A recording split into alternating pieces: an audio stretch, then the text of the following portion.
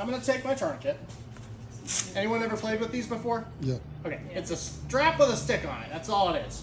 So, what I want to do now for the simulator, I want to put my tourniquet right here, just because that way you guys can see how this works. In the real world, I'm going to put this either 2 or 3 inches above the wound, or I'm going to put it up as high as I possibly can and tighten it down.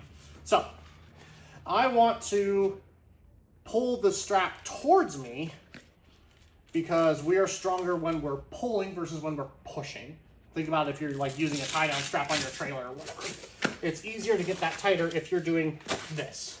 This right here is the most important part. If I don't get this super tight, this is not going to work. I'm only going to get 3 or 4 good turns out of this windlass here to get this tight. So this has to be super duper tight. And then I'm going to twist this until I physically cannot twist this anymore, or I see the bleeding stop. So about right there.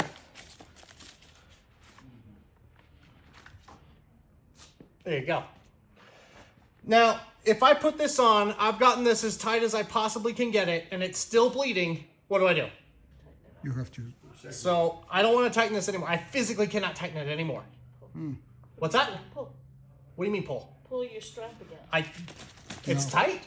This is spent. You have what to do I do? use a second one. Then Yeah. pressure on the wound. Another The one. second tourniquet or put pressure or wound pack. I've never used 2.